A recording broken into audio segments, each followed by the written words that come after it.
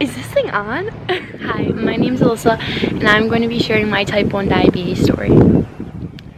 So throughout your life, you face many challenges. Some may be big, some may be small, some might be easy, but some might also be really hard. And a challenge that I have in my life is type 1 diabetes. Type 1 diabetes is a chronic autoimmune disease, which means that my pancreas does not produce insulin to break down the sugar, so my blood sugar is really high. So I use insulin like this to keep my blood sugar maintained. So this never-ending challenge in my life started on November 7th, 2016, has been a roller coaster ever since, some with highs, some with lows, but that's life, right? So on November 7th, my parents got a phone call that I needed to be rushed in the hospital right away. That was really scary and unexpected, but first, let's go do the backstory. So throughout the summer of 2016, I lost a couple friends that were really close to me, and that was really hard for me. I lost a lot of weight. I started drinking a lot of water, and you could tell that I was losing weight. That summer, I went to Disney with my whole family, and if you've ever been to Disney, it's like separated into like parts, kind of like different themes. I don't really know how to explain. So I basically went to the bathroom at every single bathroom there was at Disney, and my parents were so confused. They were like, why did she keep going to the bathroom? Like, why is she drinking so much water? So they wanted to take me to the doctors right when we got home, and that's what they did. So I went to the doctors, and she did not think I had type 1 diabetes. She thought that I was depressed, and she wanted me to go to therapy. And in my heart, yes, I was very sad, but I definitely thought I had type 1 diabetes. Like, I thought she was wrong. Like, the amount of weight I lost, how much water I was drinking, going to the bathroom, like, yeah, therapy might help, but I think I have diabetes. So she allowed me to get my blood drawn anyway, just to see. And so I got my blood drawn. The next day, I went to school, everything was normal. I went to catechism at night, and then the next day I did not have school. So I was like, yes, I get to go to one of my friend's house and just spend the night. So after religious ed, I got a big Oreo giant milkshake from Baskin Robbins. It was really good, I remember it. And then I went to my house, packed a bag, and I was literally about to walk out the door, and my mom got a phone call that I needed to go to the hospital right away. That moment in my life, I was really scared. So many thoughts went through my mind, like how much my life would change. It was scary, but I packed my bag and I went to the hospital, and I cried probably the whole way there. My mom looked at me in the back seat crying, and she took my hand and she held my hand, and she told me that everything was gonna be okay, and she was right. It just took some time. So when I got to the hospital, I sat in the waiting room for a little bit until a nurse brought me back into a little room, and she checked my blood pressure, my blood sugar, and she weighed me, and she told me that I had lost 17 pounds. And that's crazy to lose 17 pounds. So I was just shocked, and they just made me sit in this room forever. I felt like I was there forever. They would not let me drink water, and I was so thirsty. I remember being so mad. I was like, all I want is water. Like, can you give me water? They were like, no. And I was like, okay, like, fine. So then another nurse eventually came, and she brought me to my actual room that I'd be staying in for a couple days. My dad asked at the time what my exact blood sugar was, and they said they didn't know because it was off the charts high. So that was really scary to know, like, that anything could have happened. I got to my room, they put an IV in my arm, and a bunch of doctors and nurses were frantically running in the room, doing stuff, asking me questions. I just didn't even know what to say to half of them. Throughout the night, I just kept tossing and turning, and I was really scared because I knew that when I woke up the next day that my life would be totally different. And that was really scary to think about. When I woke up, they allowed me to eat and drink, so I was so happy. I got Rice Krispies, and they put a banana in it. Ooh, it was so good. I remember it so vividly. So at breakfast, it was a very big moment for my mom and me because she gave me my first ever insulin shot. And yeah, so now I do that 3 times a day, sometimes more. Throughout that day, one of my best friends came and she brought me a big fluffy hedgehog because I love hedgehogs and a big card. Another family friend brought me balloons and flowers, and through all of this I was very thankful that I had people that cared for me and wanted to come visit me and check on me, so that was really nice of them. Also throughout that day, many different nurses came in. Some were just asking me questions, some taught me good eating habits and how to count my carbs, where I should inject my shots into my body. Just basic information that I would need to know every single day. They also taught me some symptoms I would know if my blood sugar was high or if it was low, so that was very, very helpful. So after, I think it was 2.5 days, they finally let me go home. And ever since then, I have been doing things on my own. I've also had people help me. Last summer, I decided that I did not want to poke my finger anymore. I would get a Dexcom. So this is a Dexcom. It comes like this, and you just press the button and it goes on to wherever you want it. So I prefer mine on my stomach. Some people prefer theirs on their arms or their backs, or sometimes people even put it on their legs, I think. So that sends a signal to my cell phone or even my parents or my friend's cell phone to tell me what my blood sugar is. Every 5 minutes it changes.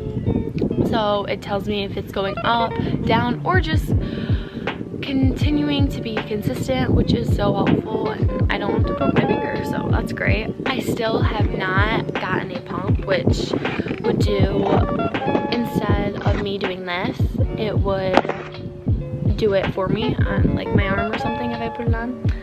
I don't want to get that yet. Kind of scared, but I'm also very active and I'm a cheerleader, so I'm kind of scared that it would fall off, so I have not done that yet. I also take this every single night, so yeah, that's Lantus. The question I got asked on an Instagram poll that I put up was, how does it affect your everyday life being that you're a teenager and around people all the time? So a big part of this is my friends. They are always checking up on me. They fight over who does my insulin shot, and that just, it really makes my day better, if you want me to be honest, knowing that I have people around that care for me and want to fight over doing a shot. So how it affects my everyday life? Every day is different. Some days I'm very high. No matter how much insulin I take, it just does not want to go down. And some days it's perfect, so good. And it's just all different, which is kind of hard to explain. It depends if I work out that day, how much I slept, am I stressed, and stress plays a major impact. I get stressed out very easily. I overthink very easily. So that is probably the thing that affects it the most, in my opinion. Sugar, where it should be at. If it's below 80, I would start eating something a little sugary. Sometimes I eat yogurt, banana, juice, just something to get it up. If it's above 150, that's considered high. I I would consider like 200 high, and that's my opinion, that's not really good, but it should be between 80 and 150. Another question I get is what I eat when I'm high or low. When I'm low, I like to eat gummy worms. I eat yogurt if it's before I go to bed usually, because yogurt has a little bit of protein, so it will keep me steady throughout the night, which is what I want. I don't really want it to be like this. I would just want it to be like this. And I don't want it to drop low, because then I'm gonna have to get up in the middle of the night, and let me tell you, I do that very often. I'd be walking down the stairs at 4 in the morning to go get a juice box. Yay! So yeah, when I'm high, I don't eat. Sometimes I eat. Technically I shouldn't eat, but I have to take insulin for it because I want my blood sugar to go down and not for it to keep going up. So yeah, I try not to eat when I'm high, or if I do, I take a shot. Another frequently asked question was about my Dexcom. So like I said earlier, it shows me what my blood sugar is on my phone, which is very helpful. I have to change it every 10 days. People ask me how I know if my blood sugar is high or low, and I can feel it. In the middle of the night sometimes I will wake up by myself and I just know that I'm low. I get very lucky that my body wakes me up, because that is very scary if it doesn't, because I could go into a coma or something very bad can happen. If my blood sugar is low, everyone has different symptoms, but I usually feel shaky, I'm dizzy, I'm not really there, like I'm like out of it, kind of in my own world, like just like dazing off. That I don't know. Or I could also check it. If my blood sugar is high, I'm in a bad mood a lot. I go to the bathroom a lot. I drink water a lot. And those are things that I just do. And I hope that they go down when I drink water, because water helps it go down. Another question is the difference between type 1 and type 2 diabetes. Type 1 diabetes is insulin dependent, so I rely on insulin. I need it. Type 2, you don't need it. You can maintain it by eating good and working out. Go way into depth about type 1 and type 2, but people usually argue about it. But let me tell you, they are different. So a lot of people that are type 1 get very upset when people say you have type 2 diabetes. I am going to read something that I found on Facebook about it though. I am going to share this for educational purposes on one of the most said jokes I have ever heard. Accurate. Oh man, this is going to give me diabetes, or I don't want to be fat and get diabetes. First of all, please don't say that. Second of all, that's rude. Third of all, that's not even right. So, diabetes is not only a disease for the overweight, it is a disease for anyone who may develop it. Type 1 diabetic, in short, cannot produce insulin, genetically inherited, can be caused by an onset of illness, etc. Can affect anyone, skinny, overweight, young, old, and middle age. Diabetes doesn't discriminate. Type 2. Well, this is more of a lifestyle, so yes, overeating contributes. People who consume high amounts of sugar become resistant, thus needing medication to control their glucose. Can also affect anyone, skinny, young, old, middle age. Diabetes does not discriminate. This can be managed though.